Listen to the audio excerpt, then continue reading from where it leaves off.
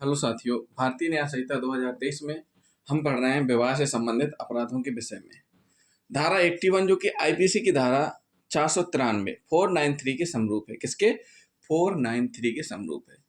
विधि पूर्ण विवाह का प्रवंचन से विश्वास उत्प्रेरित करने वाले पुरुष द्वारा कारित सहवास, cohabitation caused by man deceitfully inducing belief of lawful marriage। कोहेबिशन मतलब होता है have sexual intercourse with him that believes. मतलब क्या हुआ कि इस प्रकार से विश्वास में लेना, किस लिए? उसको इस प्रकार से प्रवंचित करना, धोखे में रखना कि उसने विधिपूर्ण विवाह किया है। ये जो धारा है ये पूर्णतः एक इस प्रकार डिपेंड करती है कि सामने वाला पुरुष चाहे विवाहित हो चाहे अविवाहित हो, क्या हो, सामने वाला पुरुष, कोई पुरुष जो विवाहित हो अविवाहित हो, वह किसी महिला से विधि पूर्वक विवाहित नहीं है, लेकिन उसको इस प्रकार से धोखा दे करके, इस प्रकार से उसको अपनी मीठी मीठी बातों में फंसाता है कि उसको यह विश्वास दिला देता है कि वह उसका विवाहित पति है। क्या है? विवाहित है। और फिर उसके साथ सेक्सुअल इंटरकोर्स करता है। इस प्रकार धोखा देना, प्रवंचना से किसी महिला को विश्वास में लेना कि दोनों विधि पूर्वक विवाहित हैं, अर्थात दोनों पति पत्नी हैं, फिर वह सेक्सुअल इंटरकोर्स उसके साथ करता है, तो इस धारा के अंतर्गत दंडनीय माना गया है। महिला की उम्र 18 वर्ष से अधिक होनी चाहिए। अगर 18 वर्ष से कम उम्र की महिला है, उसके साथ इस प्रकार से सेक्सुअल इंटरकोर्स होता है तो बलात्कार की श्रेणी में आएगा। क्योंकि उस समय वह महिला की सहमति और नासहमति दोनों, ये मानी, सहमति भी नासहमति ही मानी जाएगी जब उम्र 18 वर्ष से कम हो।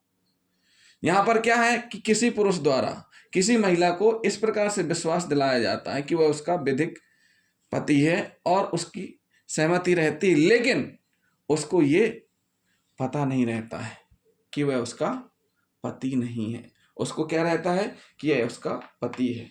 एक मामला है, क्या है, मोइनुद्दीन कुट्टी हाजी बनाम कुन्नी कोया के बाद में केरल उच्च न्यायालय ने विनिश्चित किया है कि यदि स्त्री यह जानती है कि वह जिस व्यक्ति को अपने साथ सेक्सुअल इंटरकोर्स करने की सहमति दे रही है वह वास्तव में उसका पति नहीं है, तो इस धारा के अंतर्गत अभियुक्त को दंडित कराने का उपचार उपलब्ध नहीं हो सकता है।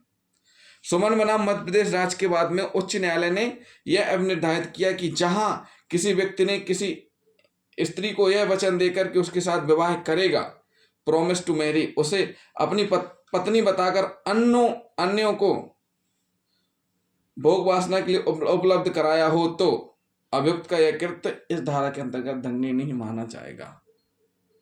ये सुमन बनाम मध्य प्रदेश राज्य का मामला है और मोइनुद्दीन कुट्टी हाजी बनाम कुनी कोया के बाद में केरल उच्च न्यायालय ने अब निर्धारित किया है।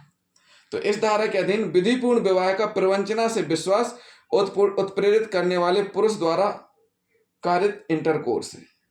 इस धारा के अधीन अपराधी पुरुष के द्वारा किसी ऐसी स्त्री को जो विधि पूर्वक उससे विवाहित ना हो, अर्थात वे दोनों पति पत्नी ना हो, प्रवंचना से विश्वास कारित किया जाना चाहिए कि वह विधि पूर्वक उससे विवाहित है, अर्थात वे दोनों पति पत्नी हैं। इस विश्वास में उसी स्त्री का अपने साथ सेक्सुअल इंटरकोर्स किया जाना इस धारा के अंतर्गत दंडनीय माना गया है।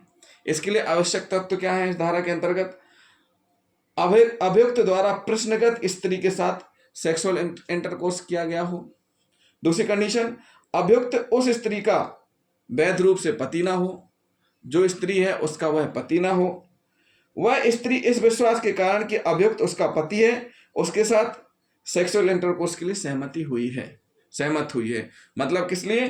कि वह उसका पति है, इसलिए वह सेक्सुअल इंटरकोर्स के लिए सहमत हुई है।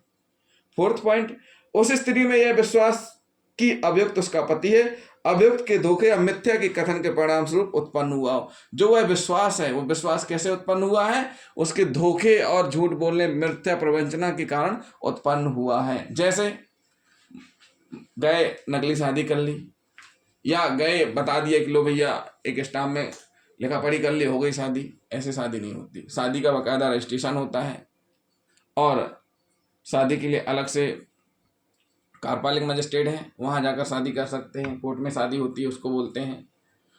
तो साथियों, शादी जो वैधानिक है वैसी ना करके धोखे से, मिथ्यापूर्ण, प्रवंचनापूर्वक, कपटपूर्वक किसी महिला को विश्वास दिलाना कि वह उसका पति है, लेकिन वह उसका पति नहीं होता है वैधिक रूप से, तो ऐसी कंडीशन में इस धारा के तहत दंडनीय माना गया है। और इसमें सजा का अधिकतम प्रावधान है 10 वर्ष का कारावास और जुर्माना, दोनों से दंडित किया जाएगा। ऐसा कोई पुरुष इस प्रकार का कोई कार्य करता है तो उसमें क्या रहेगी अधिकतम सजा 10 वर्ष। ऐसा कोई पुरुष चाहे विवाहित हो चाहे अविवाहित हो, उस महिला का पति ना होते हुए उस महिला के साथ सेक्सुअल इंटरकोर्स करता है और जो सेक्सुअल इंटरकोर्स करता है उसको विश्वास दिलाता है कि वह उसका पति है और धोखे में रख करके उसके विश्वास में लेकर के उसके साथ ये सारी चीज़ें करता है, तो ऐसे में इस धारा के तहत दंडनीय माना जाएगा। उसमें सजा का प्रावधान है अधिकतम 10 वर्ष और जुर्माना दोनों। तो जिन साथियों ने अभी तक हमारा चैनल सब्सक्राइब नहीं किया है, हमारे चैनल को जरूर सब्सक्राइब कर लें और वीडियो को लाइक और शेयर करना ना भूलें। अगला सेक्शन हमारा रहेगा, उसमें हम आपको बताएंगे पति या पत्नी के जीवन काल में पुनः विवाह करना। थैंक यू दोस्तों।